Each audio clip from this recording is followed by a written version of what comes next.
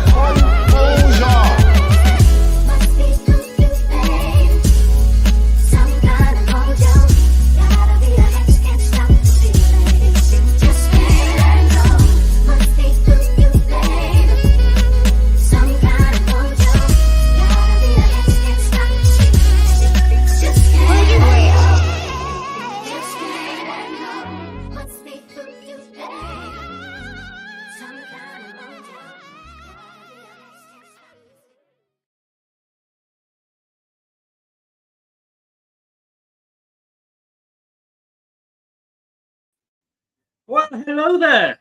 Good evening, good afternoon, good morning, good day, goodbye. Hello, how are you doing? Welcome to Two Fans Down the Pub. It's me, and it's Craig from Up the Cherries in all departments. We're in the Cherry Fox, the leading pub. It's somewhere between Bournemouth and Leicester. So, yes. Thank you for checking us out. Do make sure, hit the like, subscribe, the bell button. It helps us grow, doesn't it? You just like your bell being touched, don't you? Oh, wow. Already it goes blue. Already it goes blue. Of course it goes blue. Well, it goes red as well, you know. Yeah. I mean, you know, we're Premier League now.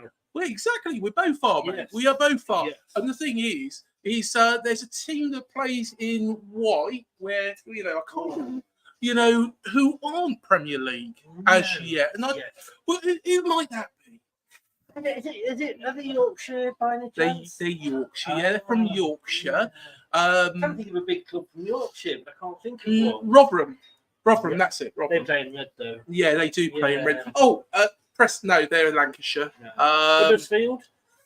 Yeah. You know, they've got a bit of blue in there, though, haven't they? Yeah. Harrogate? No, that's yellow, isn't it? Well, it's Leeds. It's Leeds. Leeds. We're still waiting for that riot. Exactly. Look who we got in. I can't see. My eyes are that bad. Mike is in. Mike, hello. Nate, hello there, you little devil. Luke, hiya, Luke. Spencer. I think Craig's that. I think that could be one of yours, actually. Craig Gilbert. Yeah. Reese, Vernon. Welcome, guys. I think Reese might be a Leeds fan. I'm not sure. Is he a Leeds fan? Oh no, there is a Reese that's a Leeds fan. I always keep getting them mixed up. Everybody's got their faults, haven't they? Well, they have. Yeah. What does Mike say? You predict the playoffs. I predict the playoffs. And I'll tell you what, that's probably a good place to start, isn't it? Because it is. Those playoffs in the Championship, they were some thrilling matches, weren't they? Some absolutely outstanding matches. You know, I was bored. Shitless. They were both 0-0. I'm trying to think of what happened.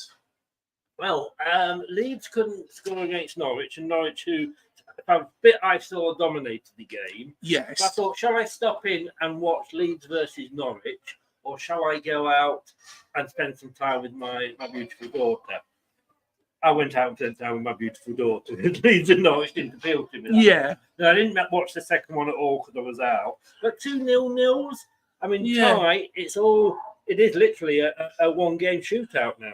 I've got to say, our friends down the M27 equally did very, very well, didn't they? They're looking forward to another game against West Brom where they'll get beat by my friend Carlos Corberán. And boom. already. You do know we've interviewed Richard Archer, we've interviewed Richie Neville, Gaz Whelan, Damon Minchella. Who?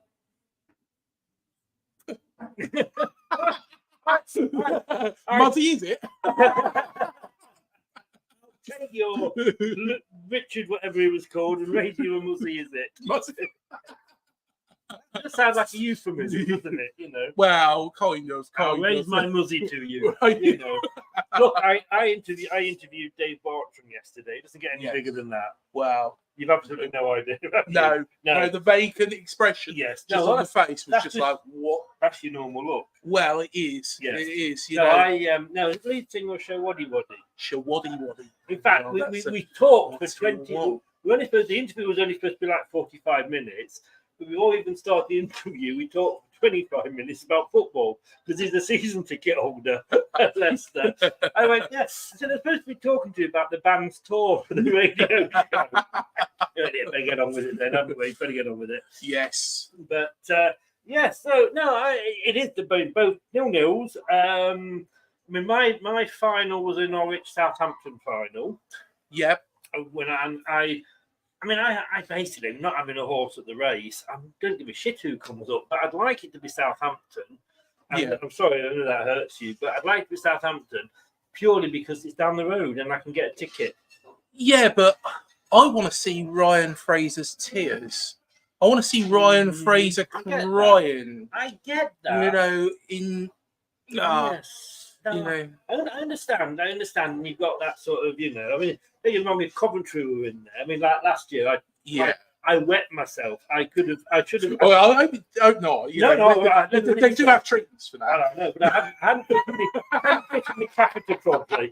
And when Coventry lost to Luton, it was like, But they've also got treatments for that as well. So I know what you mean about Southampton, but I say for me, it's selfish. It's purely down and. It's interesting. I mean, we've got to say, I think before moving on, we've got to say, well done to Ipswich. What a season they've had. Oh, I'll tell you what, absolutely outstanding season. When you think Kieran McKenna, I think has to be the Championship Manager of the season by far in anybody's minds. Liam Rossini have been put in for it. I just didn't get that one at all. Didn't he? Well, he did. I think Liam Rossini was like the last-minute substitution because. Enzo should have been in there. We know Enzo should have been in there. But the EFL, like the spoiled little brats that they are, didn't want to put Enzo in because we're having a row with them and we're suing them and all this, that, and the other. So they've stuck Liam in, for that, because they didn't want to put Enzo in. But even if Enzo had been in, you have to give it to Kieran McKenna. Oh, yeah, most definitely. And I think, Kieran McKenna's been absolutely fantastic. Yeah. What he's done with a Ipswich team, who, let's be fair, most people thought were the favourites for relegation. They thought they were going to go down. I know so many people that said Ipswich won't stay up. Some people even had them below Plymouth. Oh, no. Daniel Farker, at Leeds, I can't, I think he's done an okay-ish job, considering there's quite a lot of personalities there. Yeah. Of course, they are still fighting the playoffs, which they're going to fall at the final hurdle of. Sorry, Leeds fans. I'm not. No. And Liam Rossini, I don't know what the EFL's thinking was. It was like, if you imagine, years ago, going into a pub, and there's Margot Robbie in front of you. Margot Robbie, and think, yeah, go straight for that. And children turn off now. This is going to get dirty. And you get rejected, and you think it gets to about half one, and you think, better settle for Babs. That's what I think the EFL did with Liam Rosenior. I think they did just have to pick somebody out. I'm not going to use that analogy that you. Who's Babs, by the way? Babs. I don't know. I've just made Babs up. Mavis, who was escorted. Mavis was escorted out the last time we was here, wasn't she? She was. She got free. Oh, that said, she didn't have to pay for a taxi home. Did not. No. Very nice police women escorted her. Yeah, Dorset police. Did quite a good job with that. But no. I just think that they had to stick somebody in there because they weren't going to put Enzo in. Yeah. And it made me laugh because he then got the April Manager of the Month competition because we were unbeaten. Yes. He won that award. And I posted and I said, that must have hurt the EFL. You have to give him that. But look, like I say, had Enzo been in there, Kieran McKenna had to win it anyway. I mean, go back to the start of the season. We got relegated. We hadn't got, obviously, Brendan, the bell end had been sacked. We got Dean Smith in. Yeah. He obviously wasn't going to be kept on. Otherwise, he would have been so. Had he kept us up, who knows? But he wasn't going to be kept on. And my two choices were actually John Dahl Thomason from Blackburn. Yeah. Now, they've sacked him, but he has gone on to the Sweden manager's job. Yeah. I think he's a good manager. Yes. I think he's a good manager, actually. And Kieran McKenna. Yeah. And those are the two I wanted. Now, Kieran McKenna, not a bad shout. No, wouldn't have been a bad shout at all. You didn't think of Scott Parker, though? Unfortunately, he was actually at the man in Cardigan. The man for those of you of a certain age, the man at C&A. Oh, look, I get my light. The light shines on the righteous if I go forward. Oh, okay. Yes. Shines on the bald spot. Well, why did he go wear a hat? Well, exactly. Yeah. That's what I need. Yes. That's what I need, Chris. No, but I would have taken either of those. And no, Scott Parker. I mean, it was discussed. Apparently, I don't know how true this is, he was being considered. He may well have even been interviewed, but the backlash from the fans was such. And obviously, Top isn't going to just... if we say we don't like somebody who's not going to drop, he's not going to do what's best. What he thinks is his club. But he went for this. Apparently, with the Enzo was in the pipeline, bubbling away anyway. Yeah. Scott Parker. No. We would laugh. We would laugh ho at clubs that employed Scott Parker. The bin man. Who do you know? What sort of shitty teams do you know that have employed Scott Parker? Biffa. The bin man. The bin man, yeah. Biffa. Oh, you had him, didn't you, for a season? Not one of our proudest moments, to be perfectly honest. Yeah, but the football was shit. No. I'm sorry, but it was terrible. All right, let me ask you this then, because we've had this season. And I get asked about it all the time, that people were very, anti-Enzo tactics. We've still got a lot of fans. Look, when we won the Premier League, we played counter-attacking. Wasn't it exciting? We played 4-4-2 when we won the bloody World Cup. How far back do you want to go? Well, yeah. That's the style now. But people are saying it's boring. We've even had one Leicester fan that actually, after the Plymouth defeat, wanted Enzo out. I think the lobotomy, worked for him. But it's. Do you really want to play good football, or do you want to win? It's one or the other. What do you go for? Well, the priority is to win, and that's what my argument was when we sacked Gary O'Neill, because the thing was the football. Some of it was turgid, but Gary O'Neill got the results, and that's what he's been doing at Wolves this year. Yes, he's been getting the results. They're not. Let's be honest, Chris. They started this season. Wolves did with a side which had 5 days preparation. It was a complete and utter mess. They'd sold their best players, and Gary O'Neill, to his credit, has kept them up and kept them up quite comfortably. So yeah. it wasn't entertaining for them. It wasn't entertaining for us, but he did the job.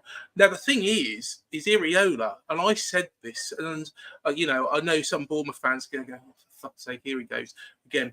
But the thing was he was playing what I call sexy football. It was... Ooh la la. Ooh la la, as Thierry Henry would say. Va-va-voom. Va-va-voom. Although saying that, that's French, not Basque. Where, of course, Splitting hairs. Yeah. Well, ooh la la was French, let's be honest. Yeah, it was. Yeah, it was. Yeah, you sent me down that rabbit hole, Chris. Thanks very much. But the thing was Iraola was playing this sexy football and playing this nice football. It was, you know, the Mila Kunis of football. It was lovely. However, why does every conversation we have, usually involve, or you bring it down to involving a sexy woman? Well, it's got to be, you know, either Mila Kunis or Margot Robbie. You know, at the end of the day, you know that. You know, I'll tell you what. You've got a Barbie complex, haven't you? You grew up playing with Barbies. Well, if you've seen Mila Kunis's new movie, the one where she's a crack addict, you know, yeah, it kind of puts you off a bit. But the thing is it's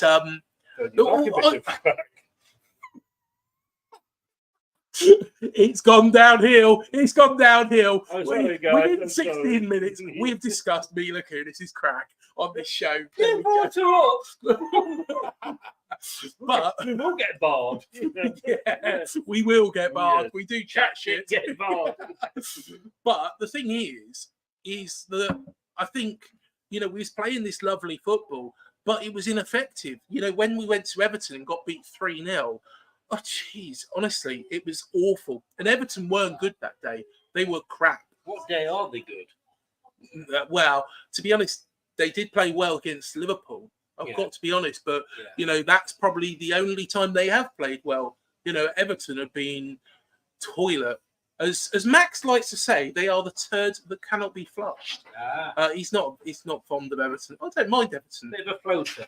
Yeah, they are a bit of a floater, aren't they, Everton? But yeah, but the thing is going back to it, Iraola, it was just like that, and he got it right. We turned the corner, and I tell you what, fantastic. I mean, Gary O'Neill, I know you are a fan of Gary O'Neill, and quite right for what he did. I mean, he took over after the 9-0 drubbing, I believe, for Liverpool. Yeah. And that was us. Didn't we? Were we the next game or the game after the next game? You was... Because we played Wolves. We played Wolves at home, and it was 0-0. To be honest, neither sets of fans can remember it. Not even Wolves fans can remember it because it was that boring. But I remember going mad because you beat us.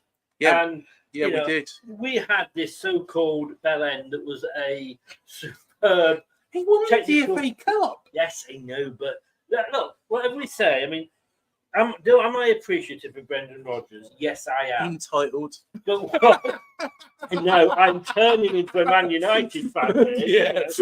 But no, the thing is, you're only as good as your last season. Yeah. Ranieri won us the Premier League, but I still wanted him sacked when he was sacked. Because we could have gone. And that's the problem. Yeah. Yes, he did well for us, but you've got to look at, you only have to say it's your last season that you remembered for. So Brendan was supposed to be this fantastic coach, and he came up against, you know, a guy that's just come off a YTS scheme. He wasn't even a full manager. He'd never managed before, and you out-tacticked us. And fair play to him for doing that. Yeah. And look, you know, with Rodgers, just to end on him, he maybe looking back, he didn't maybe deserve the stick that he had, because looking back at what happened with us in the Premier League, the PSR, the PPI, whatever it is these days. I thought that was something you got if you went swimming without goggles. Well, PPI, that was the house. Oh, no, it was the card thing, wasn't it? It was the card thing. Have you been subject to PPI? And it's like, right, sure. No, that was a joke, by the way. Swimming without goggles, PPI in the swimming baths. Yes. Yeah. Help me out here. Somebody tell me they know what I'm talking about. Yeah, but, somebody will know. So somebody will the know. Fact that, looking back, maybe he wasn't the total villain. Maybe he wasn't 100% knob. Maybe he was just 90% a knob. But there is also another way to look at this, because Brendan Rodgers, I don't know if you remember his time at Watford and his time at Reading. No. You know, of course, at Reading, you know, he took over a 20 minutes in, folks, before we mentioned Reading. Don't get them all fucking started. There we go. He's originally from Reading. But Mike's already said I'm pissed. No, this is my normal demeanour, isn't it? I'm having to force myself to be included, otherwise I won't get a word in. Let me just say that. So what I was saying about Reading, before you know, fucking interrupted me, was that you know, of course he took over and he made a shambles of the job, because the thing is Brendan Rodgers is a good manager when he's got the setup in place before he goes in, like Liverpool. You know, when he went into Liverpool, you know, he did a good job, and then of course it tailed off over time. The reason being is he's not very good at making his own changes. He's not good at making. That is 100% true. And do you know who else is like that? Claudio Ranieri. You have a look. He never seems to stay anywhere more than 2 seasons, because he goes in. His success was built on the back of what Nigel Pearson has done. I was going to say that. Yeah, I was going to say that. You know, Pearson doesn't get the credit, and I think as fans we know. I'm not saying Pearson would have won us the Premier League. I'm not saying that at all. Ranieri added something to it, but it was, you know, you got to have the foundations, and Pearson definitely built the foundations. And once he started bringing in the players he wanted, his own stuff, you know, his own transfers, it all went downhill. You know, 30 million for Slimani that he let go for nothing. You know, all right, all managers make mistakes, but yeah. So it's the same. It was the same, absolutely, with Ranieri as well. Yeah. Or of course, Rodgers always does well in leagues where there's only 2 teams that can win anything. Well, yeah, exactly. That's why it's done so successfully in Scotland. I'm not saying that. Yeah, I'm not saying. Talking about that, Jamie Vardy's joined the fucking thing. Can you? Jamie Vardy. Jamie Vardy is a good mate. Jamie, how are you doing, sir? Nice for you to see us. I can't. It's too far away. He's put it so far away that I can't see what anybody is saying. So I am relying on Mr. Magoo. Well, I'm Mr. Magoo, aren't I? Well, I've got contact lenses here. I've got like it'd be like fishbowl. To me, you look like Robbie. Margot Robbie. Margot. I tell you what, if I look like Margot Robbie, you know, it's something else. I have had more than him. I did stuff because I was here. Let me know. Hold on a second. Chloe, can I have another beer? Yeah, cheers, love. Thank you. Look at that. She's fucking good, isn't she? Look at that. Now we're seeing people. You know that film, Sixth Sense? I see dead people. He sees barmaids. They all look like Margot Robbie. Yeah. I tell you what, that was a good bit of drama. That was.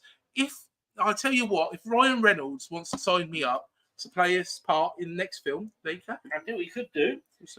They need a vet on Emmerdale. He had to go there, didn't he? Had to go up there. I didn't go up there at all. You went there. I thought about you earlier on today. I was watching Clarkson's Farm. Yeah, and he was trying to get some trying to get some babies out of a pregnant pig. And I didn't think of you as the pregnant pig, but I did think about you with your hand up the. Here they come. The Jackson. But, no, you opened the door there. I simply walked through. You know. Exactly. That's what you do all the time, isn't it? That's why you should leave your back door open. What? Look at me, that jeez. But I'm not Jesus, but I can understand you making the mistake. He always used to walk around Beverly End with a purple. You not see that play touring shroud? Jesus supports Leicester. Yes, there you go. Jesus supports Leicester. Well, he plays in goal. Yeah, Jesus saves. Jesus saves. Hey. Oh, they're all coming out tonight, folks. I have none left for next week. Do you know what? I tell you what, this is already brilliant. You know, let's get the elephant in the room out the way. Go on, goodbye.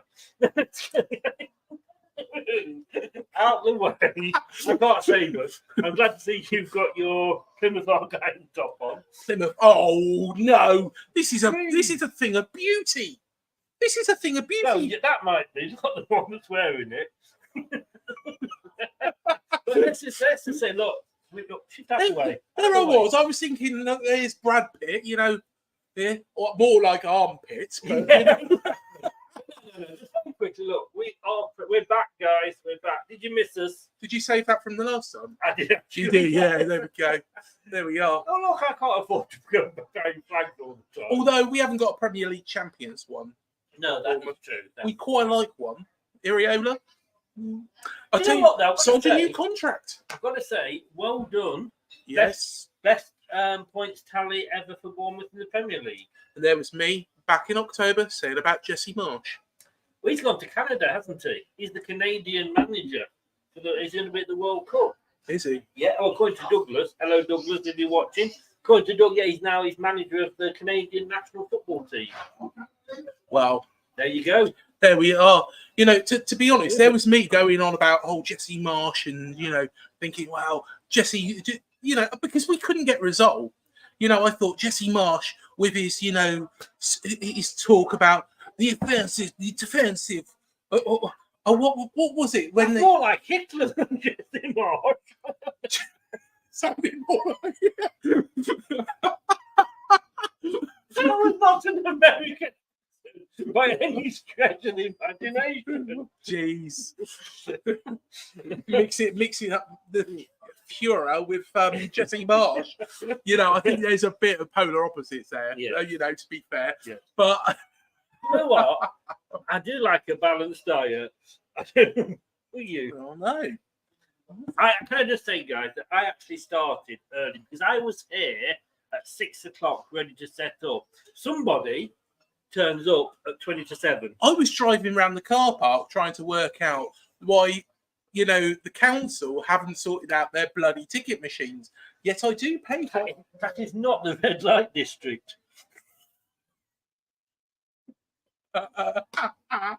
Oh dear! No, you can't do dogging in Sainsbury's. Swinging. The location for swinging. Oh dear! I know what car he's got, guys. But no, I always go back because, of course, I've lived in this area now for 15 years. Yes, and I can remember 15, 60, whatever long, around that sort of time. I can remember when I first came down, my son said to me, shall we go along and follow Bournemouth? Because a lot of people that I know down here had two teams. One of my mates, he's an Arsenal fan. I know, I'm still mates with him, don't know why. Arsenal fan and also a Bournemouth fan. And he would only How does that work? Well, he would only tweet as to whichever team had won. So if Arsenal lost and Bournemouth won, it was all Bournemouth. No. The way around. And I did ask him once. He said, well, look, he said, my dad was an Arsenal fan. So I had Arsenal, through me that way, which is fair. I get that. That's why my son supports Leicester. But he said, but obviously moving down and living down here, I'm going to support my local team. Yeah. Now, my son said to me, so, Dad, are we going to start following Bournemouth? And I went, come on. It's like having an affair.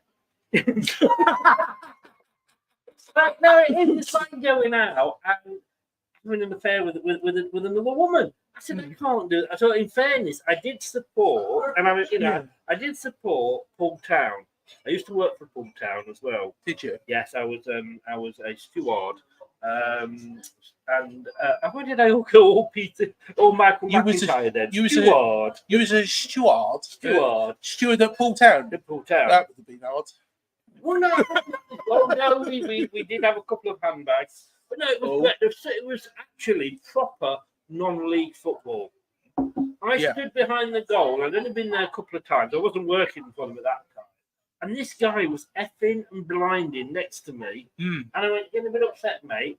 So I should do. I own the bloody club. He was the owner. And he's effing and blinding. But look, I made a lot of friends down here through that. I started off working on as a steward. They then put me on the gate because they had these boxes built. Yeah.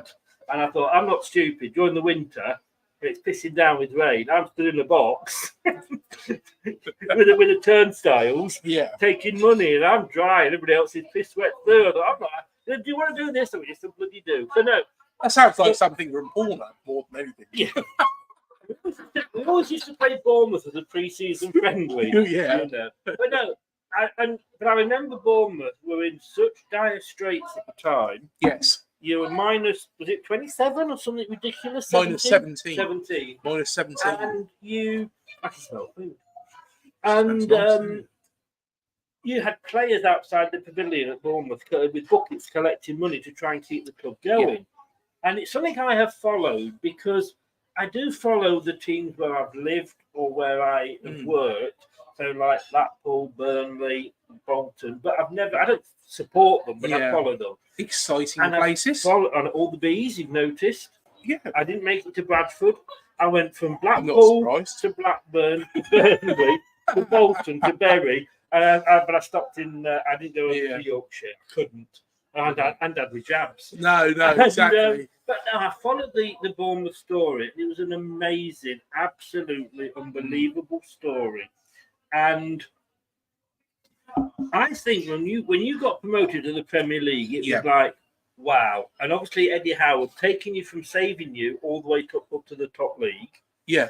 And I actually think us winning the Premier League did you a favour that season. And hear me out on this. Because your story was actually a bigger story than ours was. Because of where you'd been. Fourth tier, minus 17. You were dead and buried. It was a gamble, really. Yeah. It was a gamble. But you came all the way through to the top league. Yeah. And you would have had every newspaper following you around, looking at every result, literally doing an autopsy on you. But nobody was bothered because there was all this Leicester City story. And I think it let you go under the radar a little bit. And I was so glad when you stayed up. No, mate, honestly, it's an amazing story. And going back to those times, Jimmy Quinn, of course, was... He had a dog, didn't he? He did have a dog. Yeah, he had a dog. And do you know what? He used to walk it around the training ground instead of taking training. That was the story. That. I don't know how true it is, but I believe so many people have told me it. I believe it. Yes. But the thing was Eddie come in. I think it was New Year's Day, if I'm correct in thinking, and it was a case of, look, we're completely and utterly in the shit. League Two. If we drop out the Football League, I know Eddie Mitchell said, "Oh no, the club would have survived." I honestly don't think it would have because the amount of money we would have lost. Did you have Eddie Mitchell at that time? No. It was because it was what's he called? Curtain Man. Yes. Yeah. I'm trying to think of what his bloody name is. There's a very good DVD video on YouTube. Oh, about Jeff Mostyn. Jeff Mostyn. Yes. No, I was thinking of who else was involved. Right. Adam, somebody probably be able to help me, but the thing was at that point, if we had dropped out he was already having to remortgage his house and sell his house to actually keep the club going. Yes. And it was a gamble. You get rid of Jimmy Quinn because he's shit. Put nicely, spent too long walking his dog apparently. Well, exactly. Yeah. That dog, well, they used to shit about 3 times around the pitch. Well-fed dog, but, apart from that, he was fucking useless football manager and put in place a manager who somebody who's never managed, to be fair. Yeah. Somebody who has been stricken with injury, his entire career. And it just took off. It just took off, and you know what? One of the first men that come through the door, and in fact, when I spoke to Steve Fletcher about it, exactly, he's a legend, though. Steve Fletcher is a legend. Yeah, he is. The thing is when Steve Fletcher come on board, he was the man. He was playing for Crawley Town. He was the man, of course, that scored that goal against Grimsby Town. how many times have I told this story? Oh, at least 200. Yeah. He was a man that effectively saved, kept the club in the Football League. That goal, if he hadn't scored that, God only knows, would we even be in the Premier League? Would we even be a football club? I don't think we would. But you need moments like that are going to take you forward. I don't think we would ever been in the Premier League had we not got relegated to League One that season. Yeah. Because we went down, we sacked the manager, we brought in Nigel Pearson. He went through the club like a typhoon, changing things, bringing better players in, get rid of Deadwood, and then obviously we went on the run. I can remember saying that there's a YouTube video out, great video about Bournemouth, about that period, and it had Gerald Krasner, who was the what do they call it? -17. Yeah. And he said he went in on one of the last meetings. He said, "I'm going to sit in front of the cameras live, and I'm going to have my script ready, and I'm going to say that this club is either A, in this position, or B." And I said, "I will look up at you, and if you nod that you're going to put," and I don't know the amount. I think it was on 100,000 or something. If you nod your head. And I know that I'm going to get that money, I'll say the club is saved. Yeah. If I don't see that nod from you, and this it's going to be liquidated. Yeah. He said, I will, turn it down, and I will say the club's finished and it's going into administration. And as he was doing it, he looked up, and I believe Jeff Mostyn was kind of, "Can I do this? My family will kill me," all this sort of thing. He nodded his head, and the rest, as they say. And Jeff Mostyn, really, you should have a statue for that guy. Completely agree. I think, even though they didn't get on well with each other, Jeff Mostyn and Eddie Mitchell, without those two, Maxim Denham wouldn't have happened, without Maxim, Bill Foley wouldn't have happened. So I completely agree with that. And there was somebody who said to Jeff Mostyn, what I want you to do is get into your car, drive as far away from Bournemouth as you can, and never think about the place again. And he stood by the football club, which, is...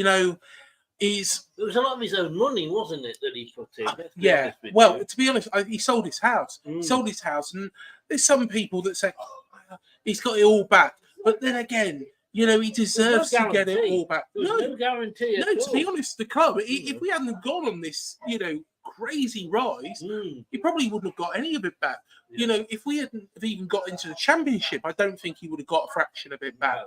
No. So it was a gamble. It was a massive gamble that, he hit the jackpot. And to be honest, even though they don't get on with each other, I think personally that Eddie Mitchell, should be thanked by Jeff Mostyn. I know he's sadly no longer here, but because he got in Maxim Denham to kind of push the club on further and further, because Eddie Mitchell would never have got, us into the Premier League. Jeff Mostyn wouldn't have. It was a case, we needed a little bit more money, a little bit more oomph. We needed somebody to get somebody like Carol. We were the same with... We'd gone out a bit. We'd got relegated from the Premier League. We just literally got the King Power built, or the Walker Stadium, as it was called at the time. And then we got relegated. Not a good. I'll tell you what, nice stadium though. I'll tell you what, I'd take one of those. Well, let's be honest with you. You take this pub if you your stadium, wouldn't it? It's the only stadium I've ever been to where I'm. To be honest, it probably could fit more people in the stadium. I jest. You just like playing in the shed. But no. Honestly, it's home though. It's a great stadium. I love it. I know. I feel the same about this pint's going over his head in a minute. That's the reason I'm wearing that. But no, we went out of business. Gary and Nicky came in. Yeah. And he saved us. He put a consortium together. Heskey put 100 grand in and all this, that, and the other. Anyway, saved us. Yeah. And then we were very, very close to going out of business again. Because we were literally, it was a plaster over a severed leg sort of thing. And Alan Birchnell, Mr. Leicester, who's our PA, ex-player, etc. He came from Chelsea, but he absolutely Alice, but he loves the club. He had a pub in the local area, absolutely top guy. He knew Milan Mandrić from when he used to play in America. He spent a little bit of time in America. Milan Mandrić had a club in America. And of course, Milan Mandrić used to own Portsmouth. Yes. Now, he sold Portsmouth to that Gaymark guy. or Gadmark. And then it all went fucked up, to be honest. He was a criminal. He was a total criminal. And I met Milan Mandrić, and I remember shaking his hand and thanking him. Alan Birchnell knew Milan Mandrić. He'd sold Portsmouth, and basically Milan Mandrić used to just buy clubs for £1 or something ridiculous, go in and then sell them a few years later when they were more successful. Yes. Go through a bit of managers like Watford do, but he turns the clubs round. Not as many as Watford. You'd be surprised. But yeah, so he came into Leicester, and we were able to get him in through Alan Birchnell. Yeah. And then he sold to this Thai consortium. Yeah. At that point, it was a Thai consortium. And we're like, what the fuck are these? Thailand, they don't know anything about football. No disrespect to Thailand. But I tell you what, they came in, which is obviously now King Power, because they were one of the shareholders, and they bought the others out. They went on to the majority shareholding. They said to Milan Mandrić, we want you to stop for 6 months. Teach us how you run a football club. Yeah. And that was brilliant, and the first thing they did was buy the stadium back. The stadium was on debt to teachers' insurance in America. We didn't own it. We rented it back. They came along and said, right, we're going to buy your stadium back, so it's your stadium, and we're going to put that money as shares into the club. And they've been obviously brilliant ever since. But sometimes you do need to go through the dark times to appreciate the light. I mean, Man United, should they ever get back to something other than the waterfall,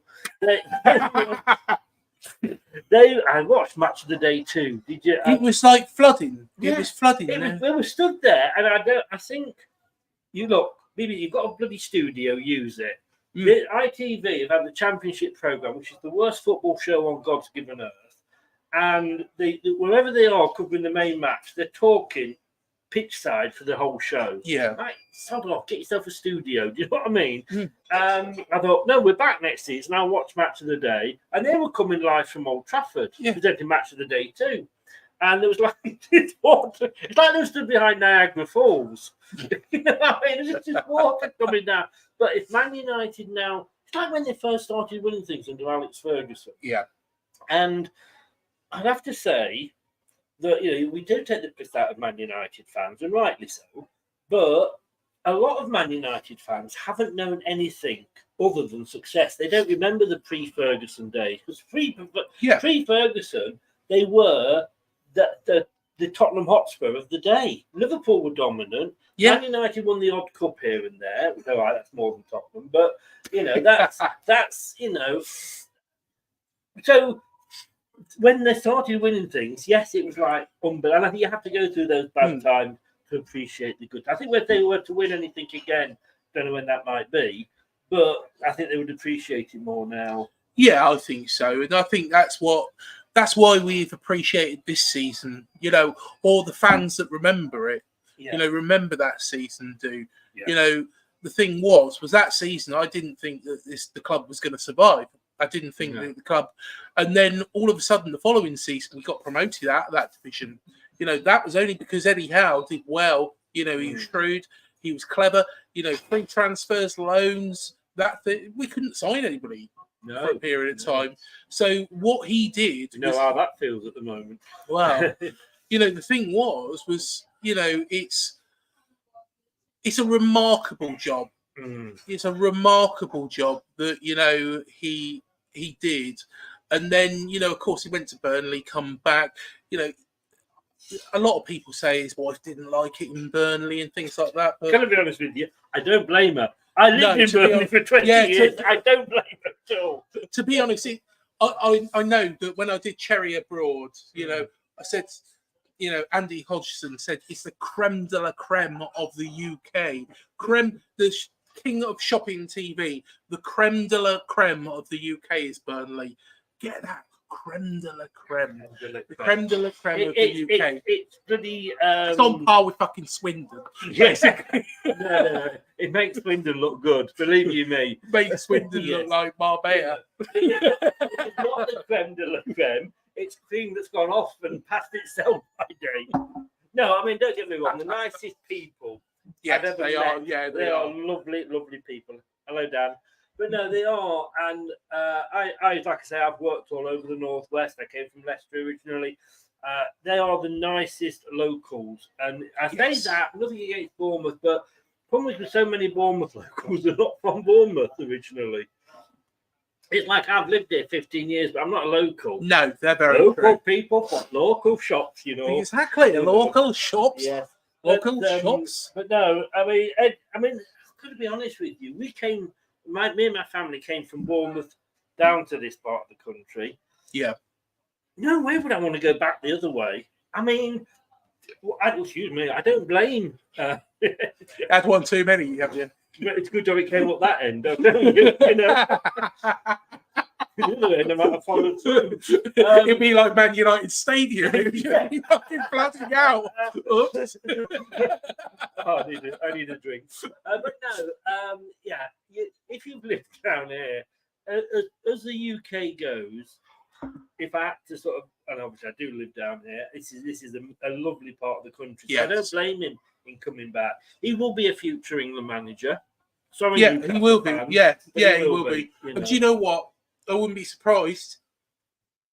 Dare I say this now? If England doesn't win this Euros, and we'll come on to the Euros in a second, I'm sure. But if England don't win the Euros, because we've got the best squad we've had for years, and I mean years. I was looking back at the 2002, squad, the golden generation. So they said under Sven-Goran and Eriksson, good man. Yeah, hope you're all right, Sven. If you're watching, obviously not well. Lovely man. Lovely man, and terrible what's happening to him. Yes. But the thing is that golden generation. I think we're actually in a different golden generation. The only thing is we haven't got the Führer. Is that a word?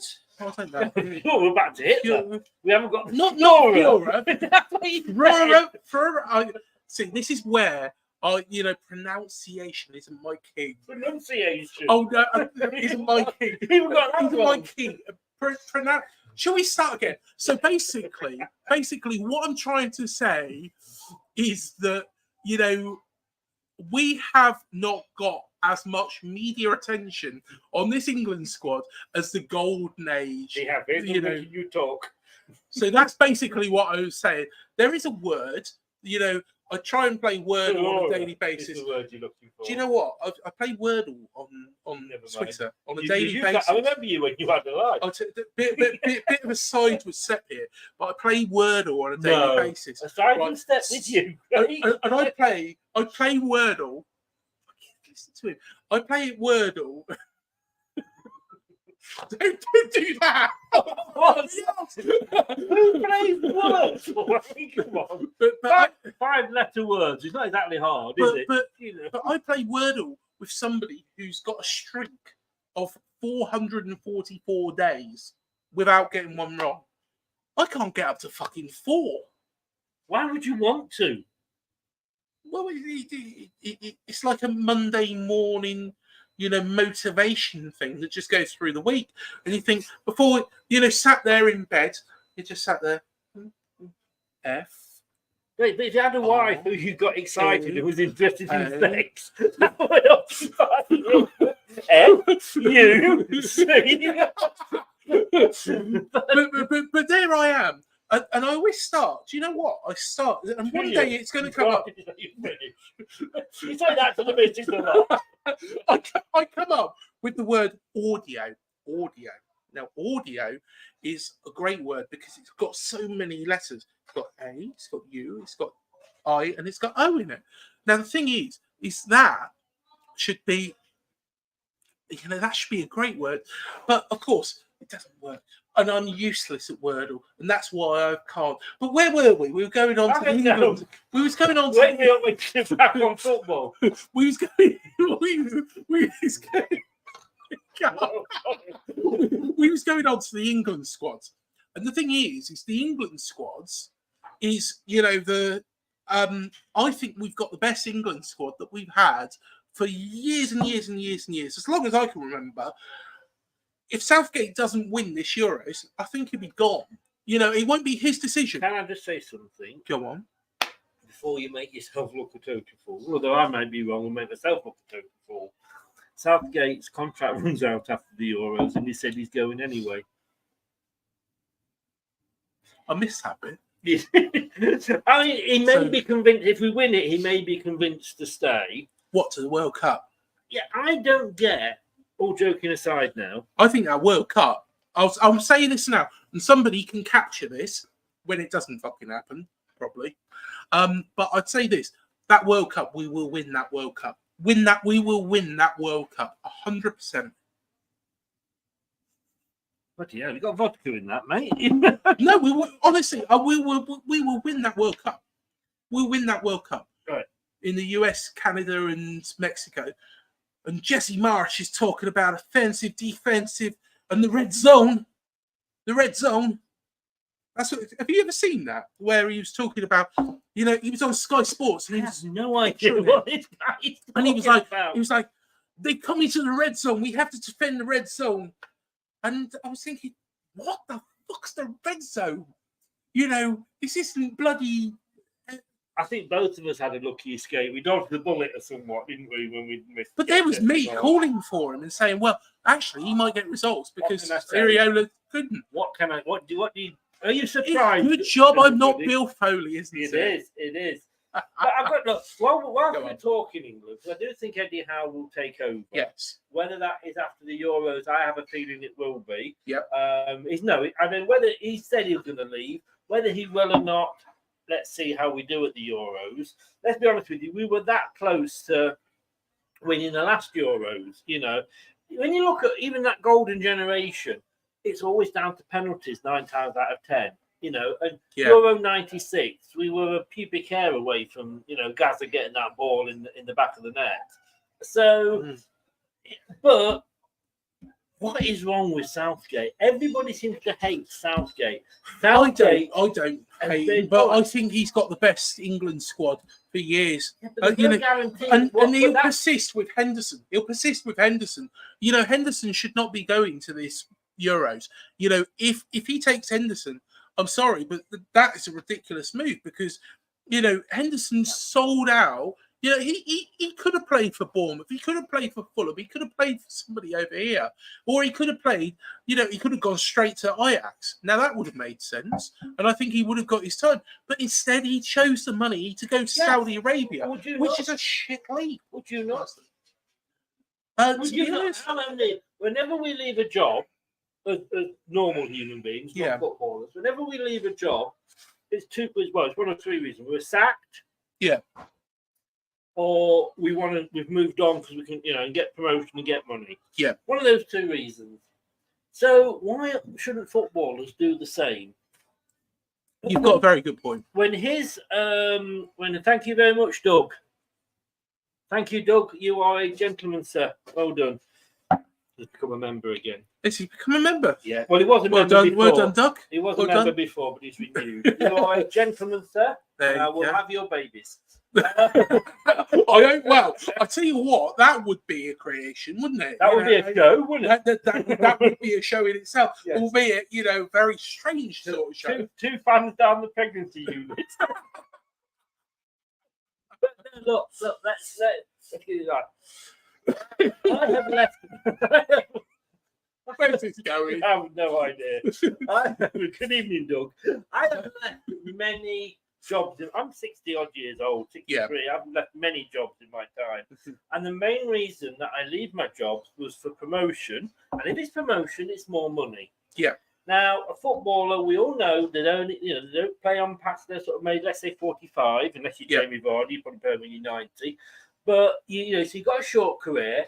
Are you not going to get the best money you can in that time you were playing? Of course you are. Yeah, of course. If somebody in Saudi Arabia came to you and said, look, come and work for us, and we'll give you 3 times. I mean, I left a job. I used to work for the local paper down here, and I was approached. It was always nice to be approached by one of my advertisers, actually, that said, would you come and work for me? And I went, oh, yeah, oh, well. He said, well, come and have a chat. It was a weird interview. It was down a pub, over tapas bar, over lunch. We're having a drink and he offered me the job. I said, look, I'm going to go away and think about it. Yeah. And as I was driving away, my phone went. And I put it on Bluetooth, just in case anybody's watching. And I put it on Bluetooth and he went, oh, yeah, it's me. How you doing? I've been thinking about it. I want to give you an extra £1,000. Now, he upped that £1,000 just because I said I wanted to go away and think about it. Why did I take that job? I'd got a secure job. I'd been there 7 years. I was actually supervisor of my department, back to be made manager. And I went to that job because it was giving me a lot more money, plus then that extra £1,000 on top. That's all footballers are doing. And the other thing at the end of the day is, as a manager, whether it's of a Bournemouth or Leicester, we have a go. We have a go at Areola. We have a go at Enzo. Why is he picking in? Why is he picking in? 5 times out of 10, we're wrong, and the guy comes off having a great game. Well, yeah. And it's the same, though. It's like we did not keep Christensen, a fantastic left back, but Enzo doesn't play with right backs or left backs. He plays with the back three, and Christensen didn't want to move into that role. So he said, well, I'll let you go then. And now Christensen's got Champions League football at Bologna if he stays there. And what have you. So well done to him. But there's no point picking players for your starting 11 if they're not going to fit into the style that you play. And it is the same for England.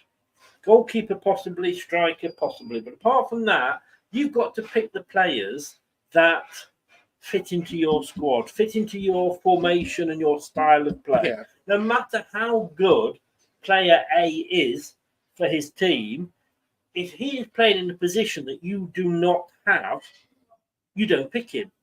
And of course, Leicester fans go mad at Enzo, Bournemouth fans will go mad at Areola, we'll go mad, everybody goes mad at the England manager.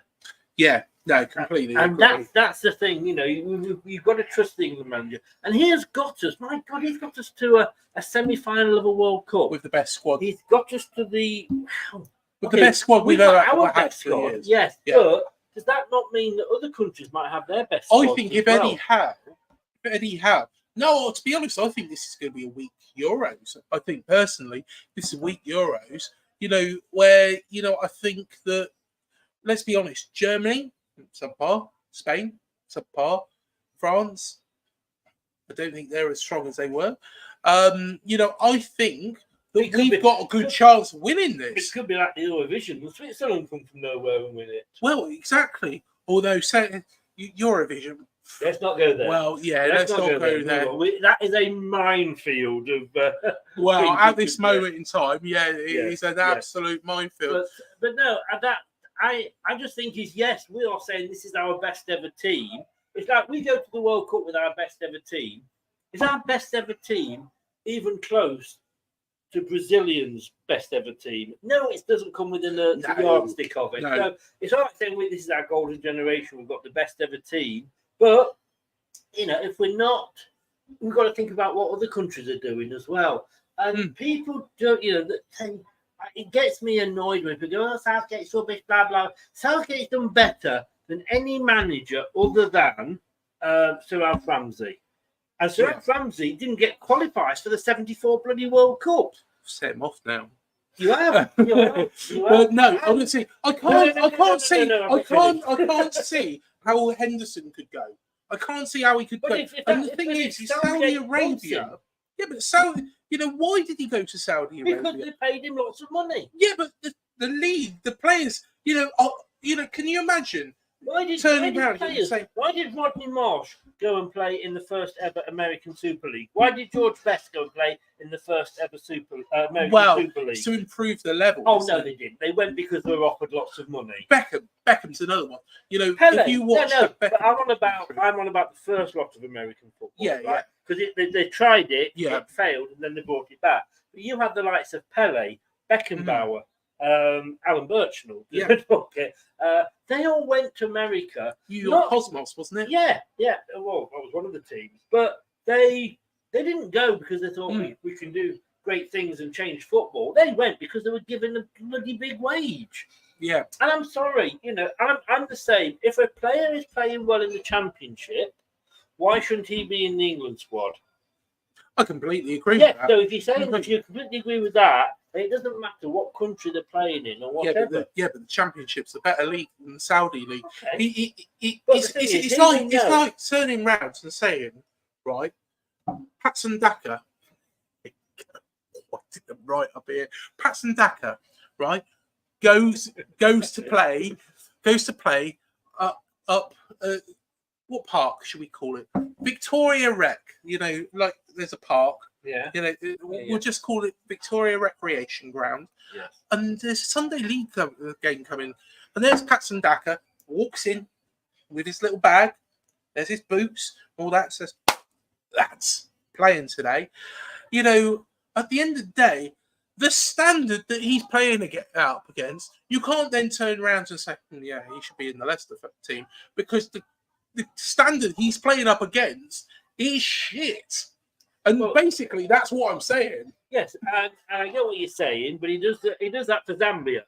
And let's be honest with you, Zambia isn't the hotbed of international football. No, not really. And he scores for Zambia. No. Thing is, though, Gareth Southgate will have that squad together, and he'll have a large squad that he then has to trim down. So he will have a squad together that will give him, I don't know, 30 players, whatever. Mm-hmm. And he will look at Henderson and he'll go, yeah, Henderson can still do a job for me. Yeah. He is manager. It is his right to pick who he wants and who he thinks is better or is best in those positions. Yeah. And if he feels it's Henderson, then you have to go with him. And, you know, you've got to think, well, you know, the experience. All right, he's playing in Saudi Arabia. So fucking what? I don't care if he's playing in, in the Welsh, third division. The Welsh third division. Yes. We're going. That probably would still be better than the Saudi Arabia league. But look, it's down to the manager at the time. We have to trust the man. We're all managers. We all think we can pick a better starting 11 for our own teams or for England. Welsh third division, is that where MK Dons currently are? Possibly. It's where Reading could end up.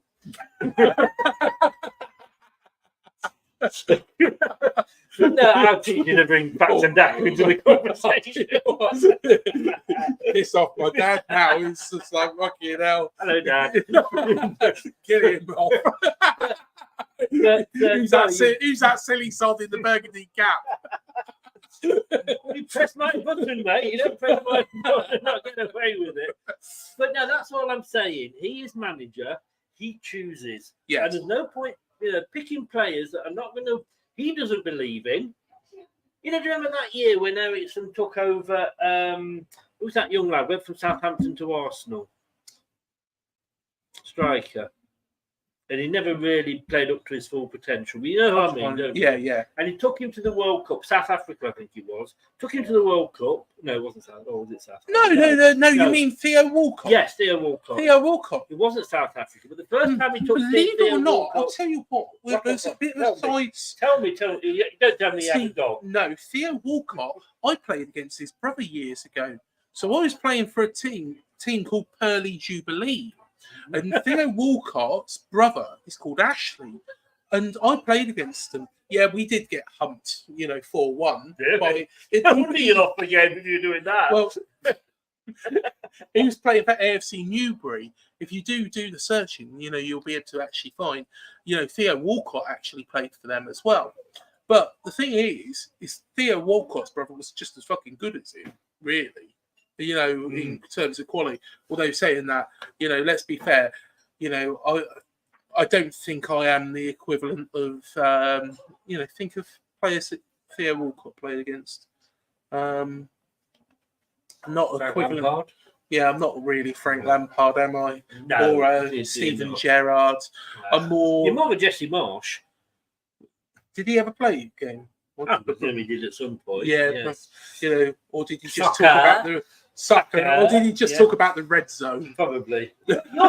You're completely fascinated by this red zone, aren't you? The red zone. Yeah. Keep him out of the red zone. Keep him out of the red zone.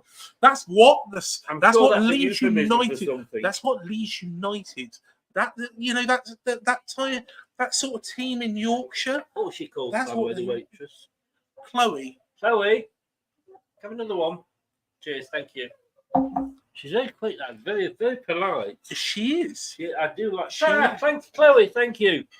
She is. What a lovely lady. She is, isn't she? Yes.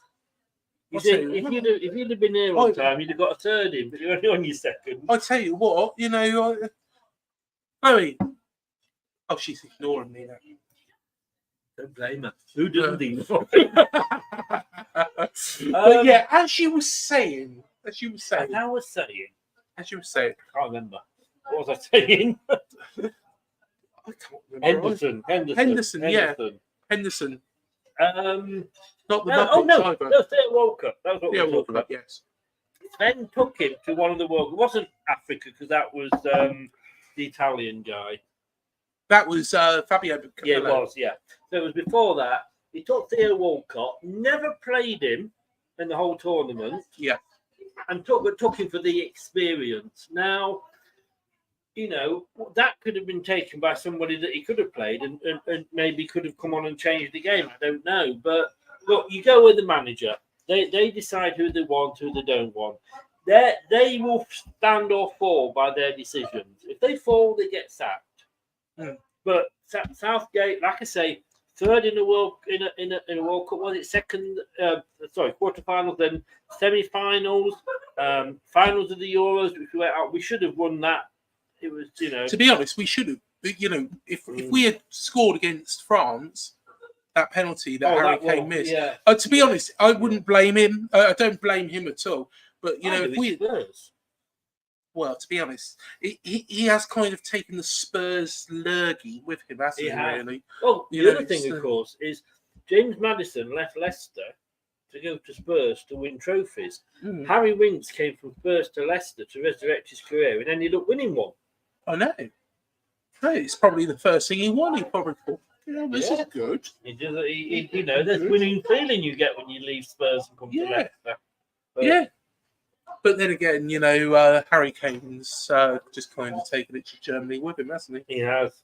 That's a shame. It's almost funny. No, it is funny, actually. Let's be honest with you.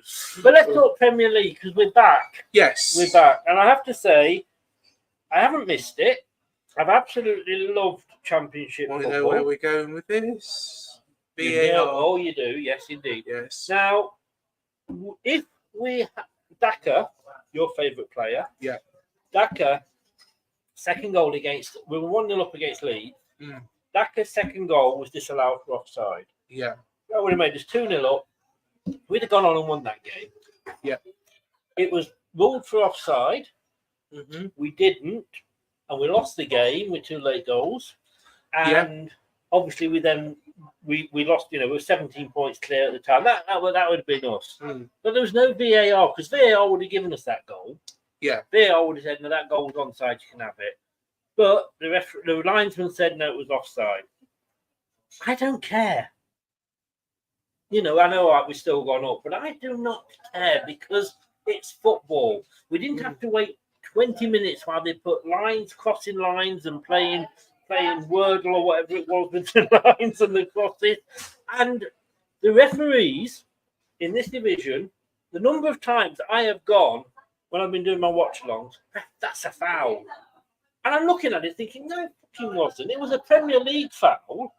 Yeah. But it wasn't a football foul because it's a contact sport. And the referees made mistakes.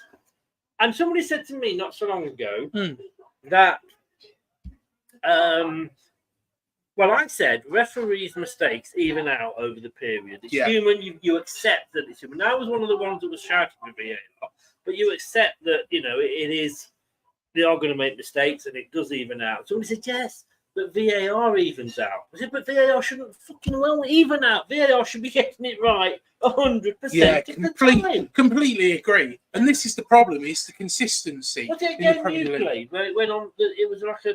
It's 7 minute minute decision. And that was the Burnley game. To be honest, it's a good job that goal from Jay Rodriguez, which was, you know, by a fingertip, you know, was ruled out. Because the thing is if that had been ruled to be a goal, Iriola might not be in the job, because Bill Foley come over to the country, and I think there was probably some nagging doubts in the back of his mind. We've been beaten by Wolves, we've been beaten by Everton, we got thrashed against Arsenal. The Brighton game was a joke at the Amex. You know, we was 1-0 up in that game. And the thing is from 16 seconds from our own kickoff. Now, how you do this, I don't know. 16 seconds from your own kickoff, we conceded. Now, the thing is that kind of indicates that, you know, things were going wrong. Yeah. But VAR ruled that, you know, and it was 7 whole minutes. The problem is we've had so many of those situations. And you look at the Arsenal game. Now, some Arsenal fans are going, well, it wasn't. It was a goal. We scored a goal in that game. And there was no or minimal contact between Solanke and David Raya. And there, you know, the referee, after deliberating with VAR and bringing up all these lines and boring the shit out of us, has gone, no, that's not a goal. He's also given a penalty. You know, Havertz has gone through. To be honest, I don't blame Havertz for what he did, because he left a trailing leg, you know, went over Mark Travers, down he went, won the penalty. I don't blame him. But at the same time, how long it took. And it's kind of like, I was watching the game last night between Liverpool and Aston Villa. And, you know, Villa celebrate getting back into it. Sorry, Doug. But, you know, Villa celebrate getting back into it. And then all of a sudden, it's just like, is it? Is it not? VAR's looking at it. Is it not? Don't know. It's taken the whole excitement out of it. Yes, whereas, and as well, I'll say this now, I think the standard of refereeing is poorer in the Premier League, because referees are one or two. They're either making decisions and being overruled and realise that they're being overruled by bad technology and people outside the stadium, or they're not making those big decisions and waiting for VAR to go, oh, that's a penalty, that's a free kick. It's back to this clear and obvious. Yeah. It doesn't take you 8 minutes to decide if it's clear and obvious. Yeah, exactly. You know, yeah, I will accept VAR making mistakes if they have a minute to make that decision. Agree. You know, that's what they should need to do. You know, you got a minute, you get it wrong, fine. Even with VAR in that time, because you haven't had time. You know, you 8 minutes, but it's got to be this clear and obvious. Dan, who is the Turf Moorhouse TV, good mate. Hiya, Dan. How you doing? He said, because obviously he was down there. Well, he's going to be down there again next season. We were waving at each other again. We were waving at each other last season, and we're waving at each other again this season. And he said, you will enjoy the championship. I mean, somebody said to me, 10 games in, how are you enjoying life in the championship? And I said, it's fucking brilliant because we're winning. Yeah. It was nice to win games again, but it's also nice. You score a goal. You look at the line. You didn't have Scott Parker in charge. We didn't have Scott Parker. That's true. Or Jesse Marsh. You score a goal. You look. Has the linesman put his flag up? No. Is the referee running back to the centre circle? Yes. Fucking celebrate then. Yeah. You know. Yeah, exactly. And I tell you what, we've had some good and bad referees. Most of those bad referees we've had are Premier League referees that have been dropped down into the Championship to referee our games. And they've been fucking awful.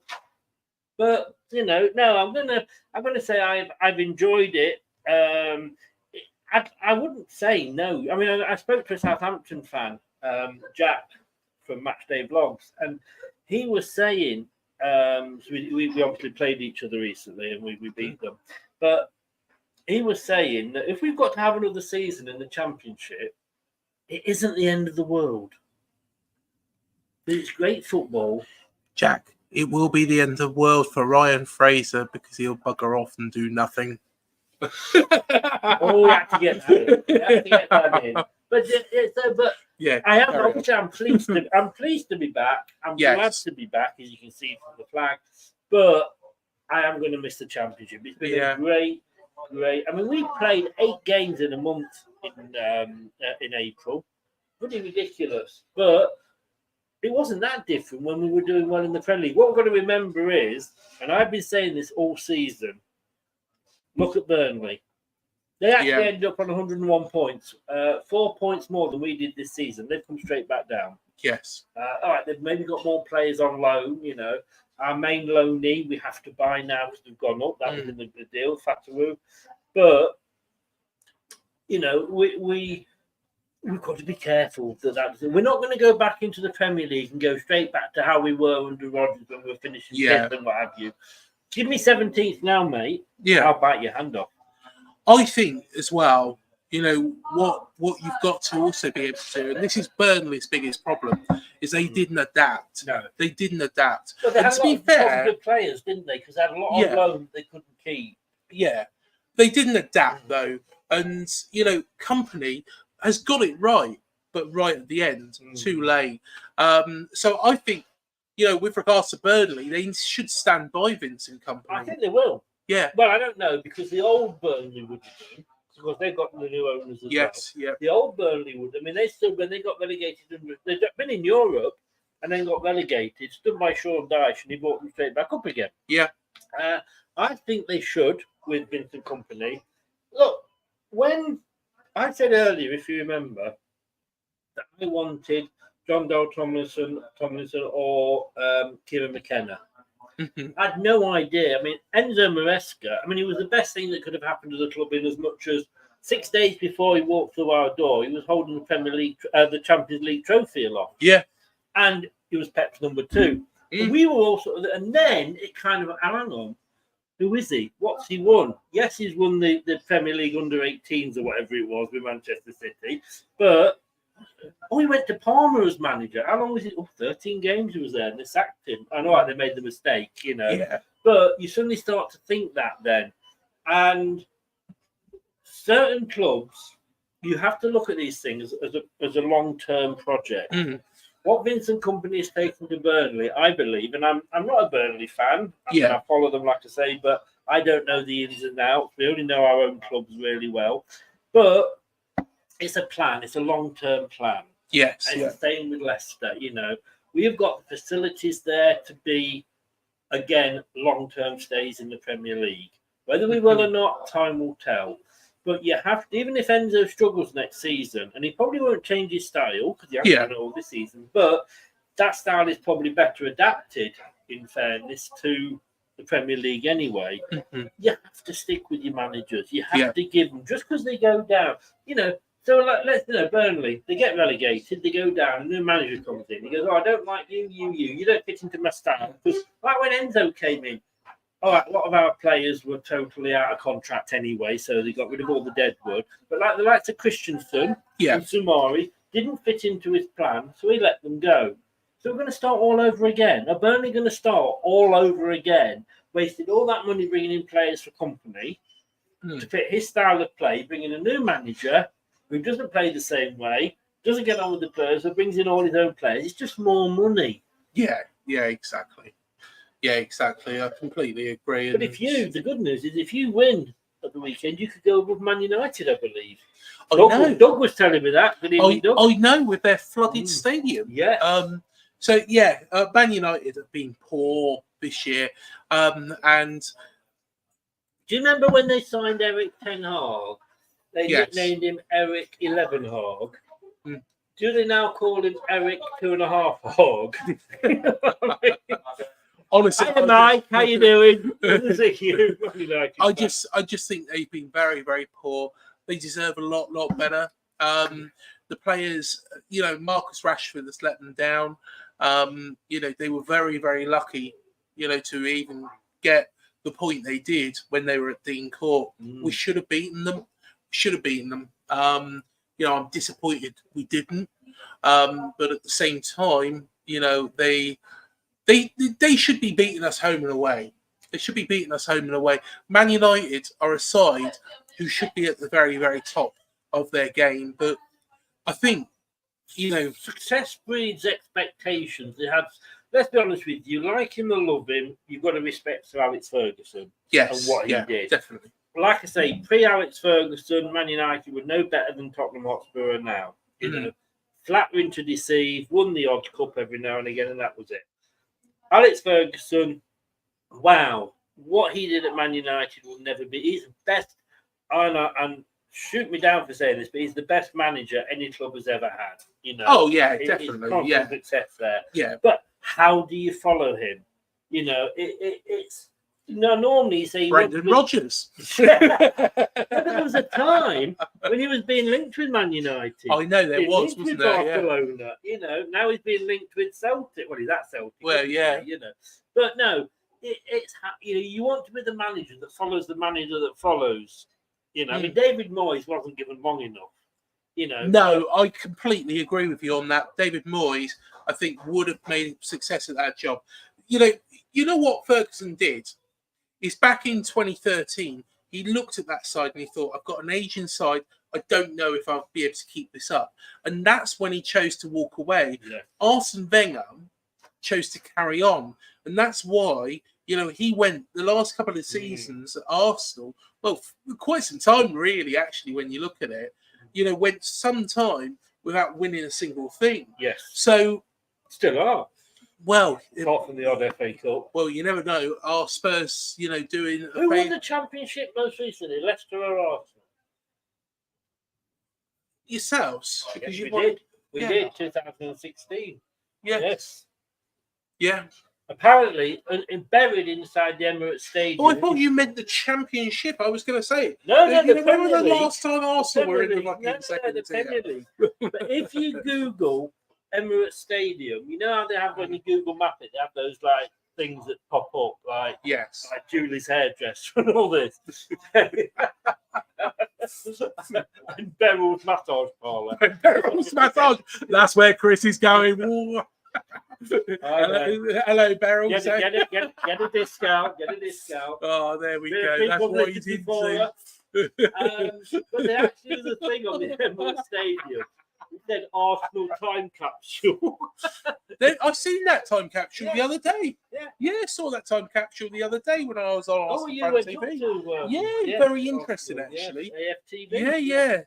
Yeah, didn't see Beryl's massage parlour, mind. You weren't looking in the right... You know what? I went to see my daughter. You know where that is. I know.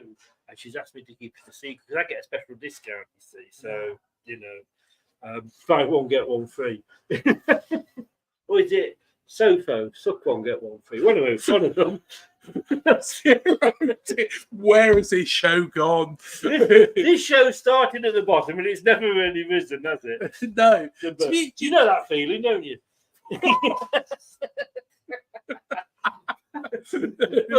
Soppy bollocks here. What the hell was I talking about? It's completely. What did I say there before? Time capsules. No, then we moved on from time capsules. Oh yes, my daughter lives in London. Yes.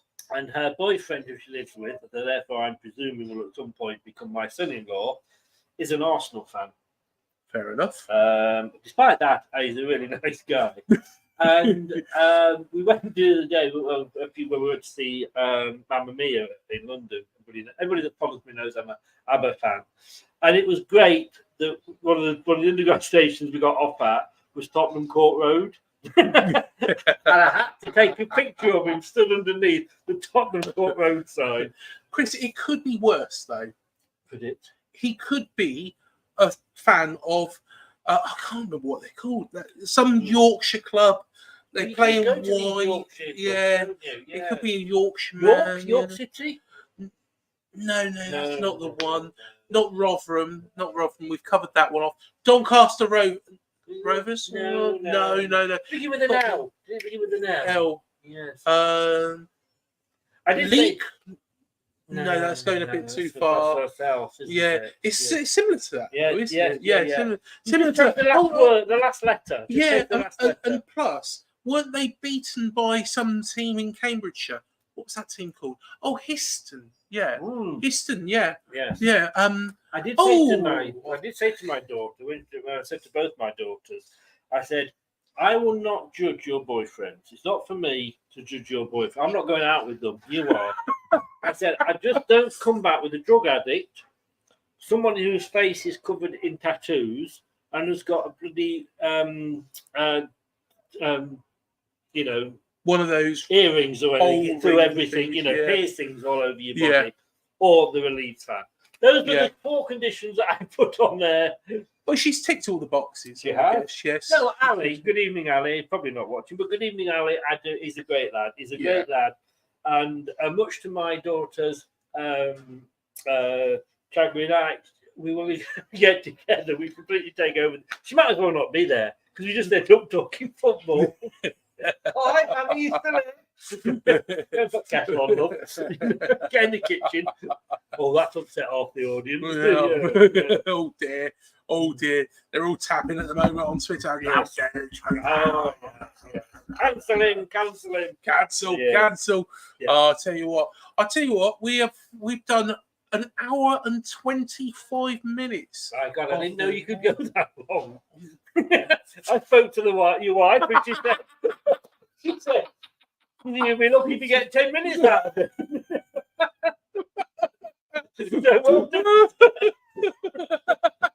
You won't do another one of these, will you? I'll tell you what, I absolutely love this. I have loved it, yeah. Don't know what people have been saying. I can't say. I know. There's all sorts of comments. Yeah. There's all sorts of comments. We are going to have a bit of food after this. Yes. And we will read through the comments. Yes. But don't forget, 2 subscriptions are needed. Yes. 1 to LTiD TV and 1 to UTCIAD AFCB. That is the tagline. Fire, mate. Up the cherries in all departments. UTCIAD.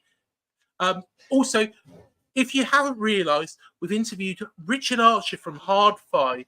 We've interviewed Richie Neville from Five. Gaz Whelan from the Happy Mondays. Adam Devlin from the Blue Tones. Damon Minchella from Ocean Colour Scene. Harry Redknapp. Professor Brian Cox. Steve Fletcher. Steve Cook. Charlie Daniels. James Hayter. You've had Muzzy Is It? Muzzy Is It? Yeah. Muzzy Is It? He's probably a lovely bloke. It's an international. Yeah. Do you know what? Just quickly before we go, like Brad, who obviously does a lot on the LTID TV with me, he is a huge Muzzy. Muzzy is his favourite player. And I've been trying to get Muzzy on for ages. And this one time he said yes. I'm like, okay then. And I said to Brad, I've got Muzzy Is It coming on. He went, oh, mate, I'm so jealous. I'm going to be watching it, blah, blah, blah. Now, I knew I was going to ask him on, but I didn't say anything until the day before. I said, what are you doing tomorrow, mate? He went, oh, I'm going to be watching you because you're interviewing Muzzy, aren't you? I went, yeah. Fancy coming on and asking him a question? Oh, wow, mate, really? It's like a sweet shop, I bet.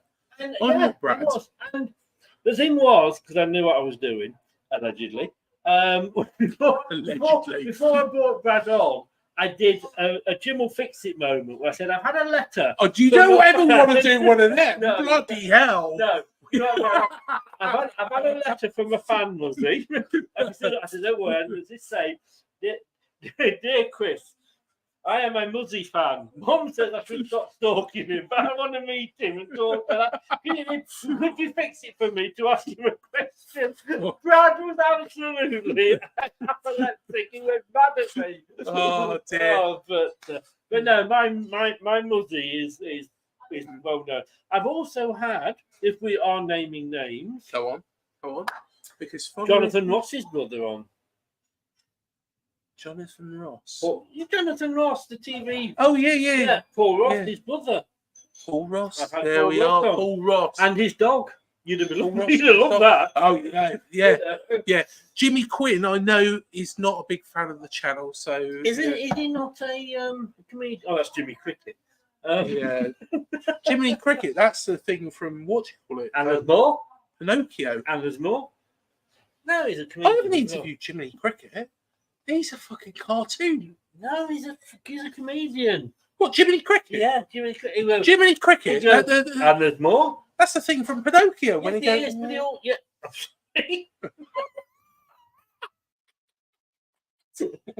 If you're watching Mrs. Craig, I bet you wish you could do that. What'd she say to you? She told me face and told me lies. And on that bombshell, I think we better leave. Do subscribe to both channels, LTID TV on YouTube and all your other social media sites, and up the cherries in all departments, not up the clarets in all departments. You won't find nothing there. UTCIAD. We'll see you next week, guys. See you next week. Hope you've enjoyed it. Thanks for joining us. Cheers.